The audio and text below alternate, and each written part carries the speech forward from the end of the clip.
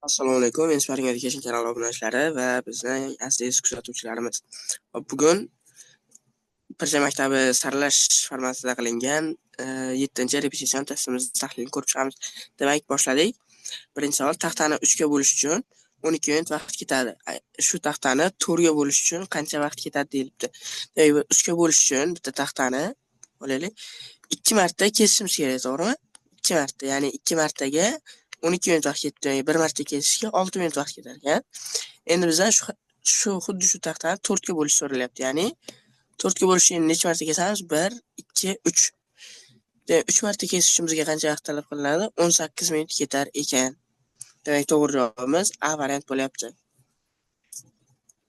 Xo'p, uzun yo'lda 11 ta bayroq o'rnatilgan.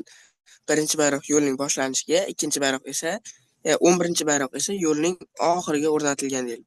Agar bayroqlar orasidagi masofalar bir xil hamda 8 metrga teng bo'lsa, u holda yo'lning uzunligini toping deyilibdi.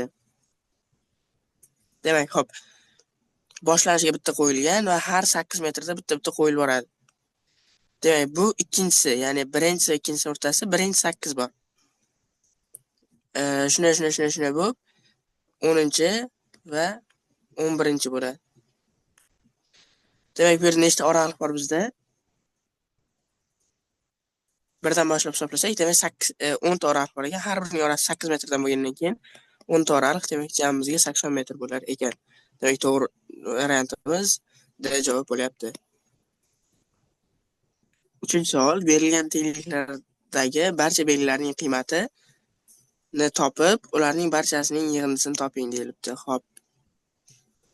Demak, birinchi tenglikdan biz to'rtburchakni yulduzcha ko'rinishda ifodalaymiz, ya'ni to'rtburchak teng bo'ladi 11 ayrilgan o'sha yulduzchaga. Demak, to'rtburchakni o'rniga olib qo'yamiz endi. Bizga romb qo'shilgan 11 ayrilgan yulduzcha teng bo'lyapti 9 ga. Xo'p, pastda bizga yulduzcha va o'sha romb ko'rinishidagi shaklimiz bor.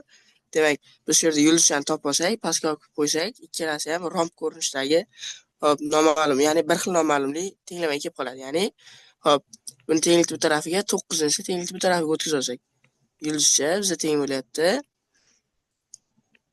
o'sha romb shaklimiz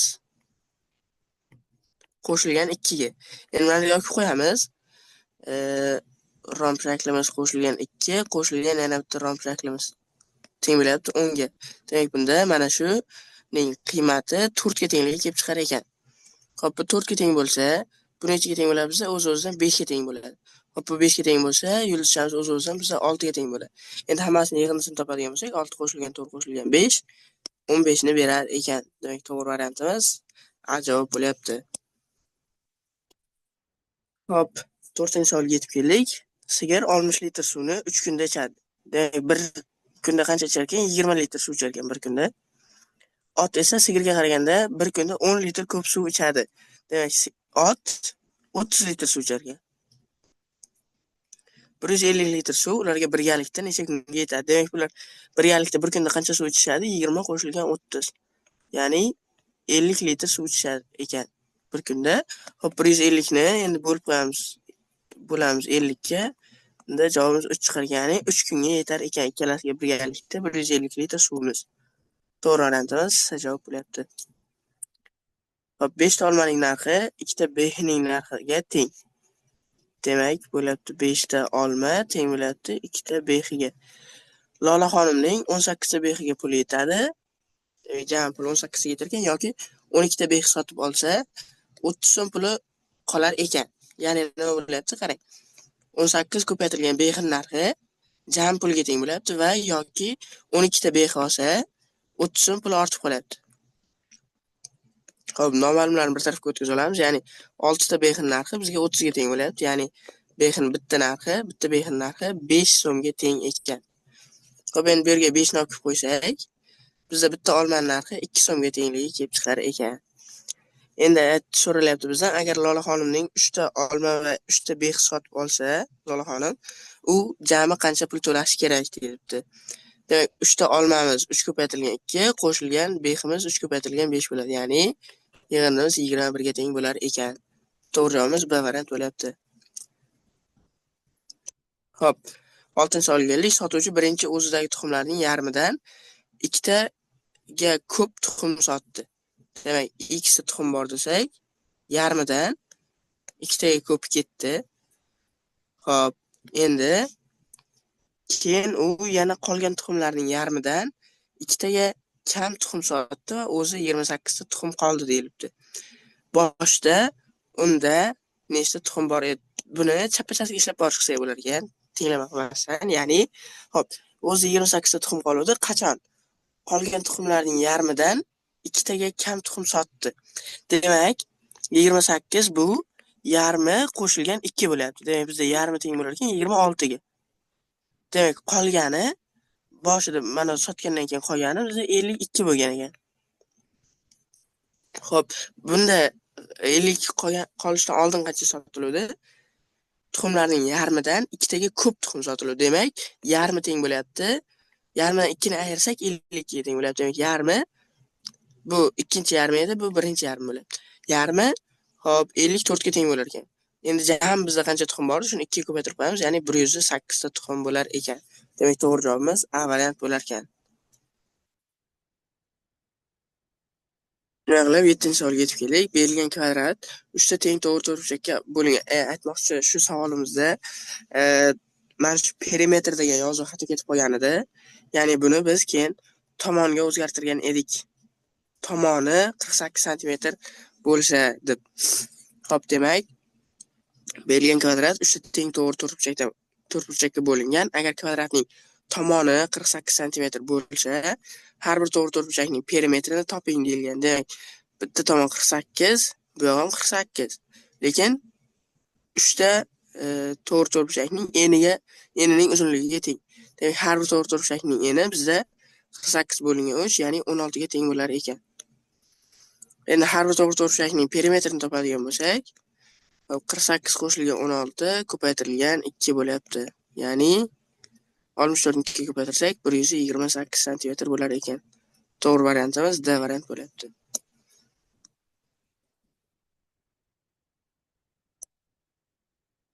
Hop. 8-savolga keldik. Inspiring School maktabida olimpiadada 20 ta jamoa bellashmoqda. Agar turnirda hamma jamoa boshqalar bilan faqat bir martadan o'yin o'tkazsa, jami nechta o'yin o'ynaladi deyilibdi.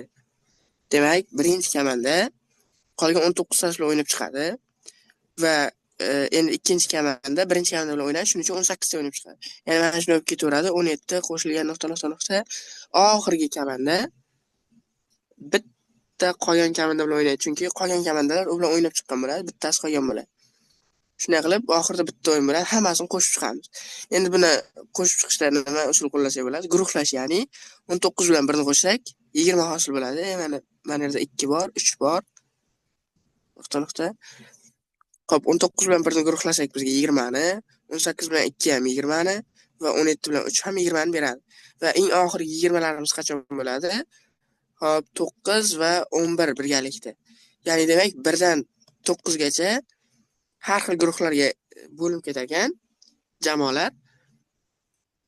Jamoalar emas, o'yinlar. Mana shu 9 ta guruh, ya'ni har bir guruhning qiymati 20 ga teng bo'lgandan keyin 9 ko'paytirilgan 20 qo'shilgan bo'lyapti. Bizda 10 qolib ketyapti mana shu yerda 10 ta o'yin. 10 ni qo'shib qo'yamiz. Demak, jami bizda 190 ta o'yin o'tkazilar ekan. Xo'p, bu yig'indini 5 yo 6-sinflarda arifmetik progressiya orqali ham topsa bo'ladi, lekin hali hop saralash bosqichlarida arifmetika o'rgatilmaganligi tufayli shuni guruhlab yechsak ham bo'ladi. Demak, 9-savol. Najmiddin 8 yoshda, uning otasi esa 36 yoshda. Agar ikkalasining yoshlari yig'ganimizda 62 bo'lganda, Najmiddinning o'sha paytda yoshi nechaga teng bo'ladi? Demak, shu qandaydir yil o'tish kerak, x desak va bu otasining yoshiga ham qo'shiladi, x 62 ga teng bo'lish kerak ekan. Xo'p, bu ikkalasini qo'shsak bizga 44 qo'shilgan 2x teng bo'lyapti 62 ga. Demak, 2x bizda 18 ga teng bo'lyapti va x hop 9 ga teng bo'lyapti. Ya'ni 9 yildan keyin ikkalasining jami yoshini qo'shsak bizga 62 ga teng bo'lar ekan. Shunda Najmiddinning yoshi o'sha payt necha bo'ladi? Ya'ni 8 ga 9 ni qo'shib qo'yamiz. 17 yoshda bo'lar ekan. Hop. Shunday qilib, javobimiz to'g'ri variant bo'lib chiqdi. 10 songa keldik. Ikkita sonning yig'indisi 80 ga teng. Demak, A bilan B deb olsak, yig'indisi 80 ga teng ekan. Ularning farqi esa 12 ga teng. A ni katta son deb olaylik, B dan ayirsak 12 ga teng ekan. Ikkita raqamning ko'paytmasini toping deyilibdi. Xo'p, bu yerda ayirmadan biz bitta sonni ikkinchi son ko'rinishi ifodalovchi bo'ladi. Ya'ni A ni B ni tenglik tarafga o'tkazamiz, B plus 12 deb olamiz. Ya'ni A Bdan 12 ga ko'p edi-ku. Endi buni olib turib, tepadagi tenglamamizga qo'yamiz. Ya'ni B plus 12 qo'shilgan yana bitta B teng bo'lyapti 80 ga. Ikkita B teng bo'lyapti 80 dan 12 ni ayirsak, minus qilib o'tkazsak 68 ga. 68 ga teng bo'ladi. Shunda B bizga 34 ga tenglik kelib chiqyapti. Endi A nechiga teng ekan? 46 ga teng ekan. Hop, ikkalasini ko'paytiramiz. 34 ni 46 ga. Tagma-tag ko'paytirish orqali hop, 24 ni 4 ga 2si 20 13. Ya'ni 1564 hosil bo'lar ekan. To'g'ri javobimiz B variant ekan. Hop. Demak, 11-savolga yetib keldik. Anvar uyini panjara bilan o'ramoqchi. Agar 7 ta to'sinning orasiga u jami 42 metr panjara ishlatgan bo'lsa, u jami 30 ta to'sinni o'rab chiqish uchun necha metr panjara ishlatadi deyilibdi. Demak, 7 ta to'sin to'g'rimi? 7 ta to'sin turibdi. Bularda hop 4, 5, 6, 7. Bularda nechta oraliq bor? 6 ta oraliq bor. Hop, shularga demak 42 metr ishlatdi. Demak, har birining orasi 7 metrdan to'g'ri kelar ekan, 7 metrdan bo'lishiga. Endi 30 ta to'sinning orasi qancha bo'ladi? 30 ta to'sinning orasi 29 ta. Hop, mana shunday ketaversak, bu yoqdan qo'shib kelaversak, nuqta 30 ta to'sinning orasida bizda 29 ta joy bo'ladi. 29 ni endi 7 ga ko'paytiramiz. Har birining orasi 7 bo'lgani uchun 7 kare 9 60 ni 3i 6 7 kare 2 14, 6 ni qo'shsak 203 metr panjara kerak bo'lar ekan. 30 to'sinni orasini o'rab chiqish uchun. Demak, to'g'ri javobimiz A variant bo'lyapti. Hop, birinchidagi mangoning og'irligini toping deyilibdi. Hop, mana mangomiz og'irligi so'ralibdi. Demak, bizga eng ma'lum qism mana shu yerda berilgan, ya'ni ikkita apelsin va limon, apelsinda bo'lsak, og'irliklari yig'indisi 60 gram ekan. Demak, har biri 30 danlik kelib chiqadi va buni jami 3 tasi 90 gram ekan. Endi ikkita olmamiz 90 gram bo'lyapti. Bittasi demak 45 ekan. Bu yerda 6 tamizni jami og'irligi demak 6 ko'paytirilgan 45, ya'ni 270 gram ekan. 270 gram bitta mangoga teng bo'lyapti. Demak, buni og'irligi 270 gram ekan. To'g'ri javobimiz A variant bo'lyapti. Marina kitobga 5 so'm sarflagandan so'ng qolgan pulining yarmini o'yinchoq olishga sarfladi. 4 so'mga shirinlik sotib olgach, unda 3 so'm qolgan bo'lsa, jami unda qancha pul bor edi deyilibdi. Xo'p, endi yana orqadan ishlab boramiz. 3 so'm pul qolibdi. Uni 3 so'm pul qolguncha nimaga sarfladi? 4 so'mini shirinlik sotib olishga sarfladi. Demak, 7 so'm puli bor edi. Xo'p, 7 so'mi qancha edi bu? Qarang, 5 so'm sarflagandan so'ng qolgan pulining yarmini o'yinchoq olishga sarfladi. Demak, qolgan yarmi 7 so'mni bildirgan ekan. Demak, 5 so'm sarflagandan keyin bizda 14 so'm pul qolgan ekan. Endi 5 so'mni kitobga sarflaganni hisobga 5 qo'shib qo'ysak, demak, unda jami boshida 19 so'm pul bo'lgan ekan. To'g'ri javobimiz B variant ekan. Kitobni raqamlash uchun jami 450 ta raqam ishlatilgan bo'lsa, kitob necha betlik deyilibdi. Xo'p, boshida 1 dan 9 gacha bizda 9 ta raqam ishlatiladi. Chunki bir xonali 9 ta sahifa bo'ladi. Endi 10 dan boshlab 99 gacha, ya'ni 90 ta sahifa, 90 ta bet, 2 ta raqam ishlatiladi. 180 ta raqam ketadi. Mana shu yerga jami 189 ta raqam ishlatildi. Endi 3 xonalilarni topishimiz kerak. 3 xonalilarni topish uchun nima qilamiz? Birinchi jamidan 189 ni ayirib turamiz. Xo'p, 261 ekan. 261 ni endi 3 ga bo'lamiz. 261 ni 3 ga bo'lsa, 26 ni ichida 8 dan 8 kira 3 24, ayirsa 21 ni ichida 7 tadan 87 ta 3 xonali sahifa bor ekan. 100 ni hisobga olsak, demak, oxirgi sahifamiz 186 bo'lar ekan. Demak, kitobimiz 186 betlik ekan. Nimaga 187 bo'lmadi? Chunki bu hop hop biz 99-sahifagacha hisoblagan edik ikki raqamlilarni.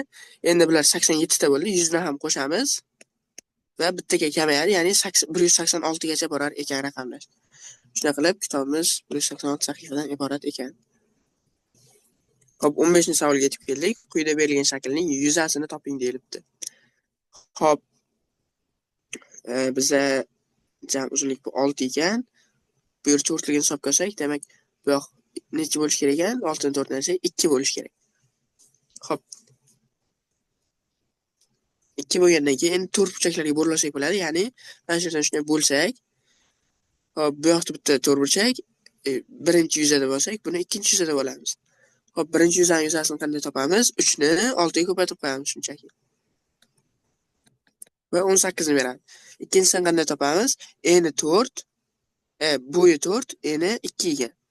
Demak, shunchaki ko'paytirib qo'yamiz, ya'ni 2 ko'paytirilgan 4 va bu 8 ga teng bo'lyapti. Endi ikkalasini qo'shib qo'ysak, bizda jami shaklning yuzasi 26 sm kvadrat bo'lar ekan. To'g'ri javobimiz B variant bo'lyapti. Shu bilan azizlar, testimiz tahlili o'z yakuniga yetdi. Qolgan test tahlillarida va testlarda uchrashguncha deb qolamiz. Xayr, sog' bo'ling.